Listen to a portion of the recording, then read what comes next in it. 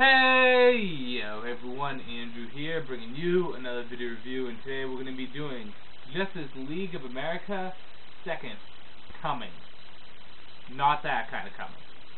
Take a look at this comic cover right here. Now, Second Coming has two stories in it. The first of which deals with Red Tornado getting his new body.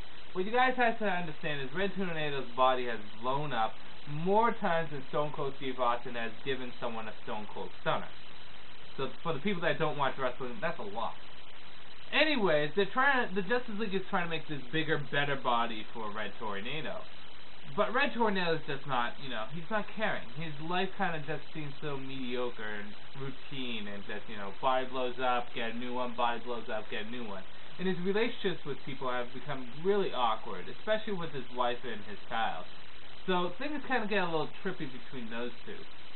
However, eventually just have a nice ending. But while trying to make the new body for Red Tornado, Amazo returns.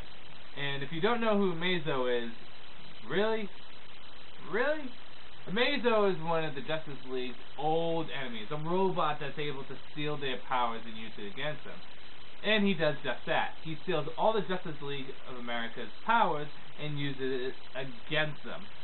In a big-time throw-down and thrash-down. Throughout the majority of the fight, Wonder Woman actually faces Amazo hands-on alone. And does a fairly good job against him, but it has to take the combined efforts of the team to go up against Amazo. The second story deals with Vixen. Now, we've been having a lot of things with Vixen as of lately, because Vixen has been, having messed up powers. She's been draining her friends rather than using animal powers. Eventually, she and Zatanna, along with Black Canary, find out that there's something screwy with her pendant, the one that she gets her powers from. And they see a vision of a spider, kind of controlling her and Animal Man. What? Animal Man? How does he play into this? Well, you'll just have to read and see. But eventually, Vixen comes up against the person that's causing all the trouble. And the person that's causing all the trouble is the Spider God. I don't quite remember his name, but he really doesn't matter too much to me. It's not like he's Trigon, where he's awesome and badass. No, he's just a Spider God. The Spider God causes a lot of trouble by changing reality, mixing things up. So Vixen now needs to deal with this new reality and set things straight, while also dealing with the Spider God. Will there be ramifications for this? Well, you're just going to have to read. So, let's get into the good, the bad, and whether or not you should get it. Well, as always, good. The art is nice. Ed Benz is in there, along with, I think, 2 or 3 other artists. So, the art, for the most part, is great. It's nice to know that we get a good fight here. Amazo versus everyone was really awesome. Especially at one part where Black Canary goes up behind him and goes, "I have a secret for you," and screams and blows his head off, which was really cool. But it was a great Amazo fight. Just back and forth, pounding at each other. I really enjoyed it. In addition to that, the story with Vixen really was nice. It kind of really brought everything with Vixen full circle, although it was rushed a bit. But I'll get into that in a little bit. Characters are portrayed nicely. I like the interactions between all of them. So, those are some of the good points. Downsides.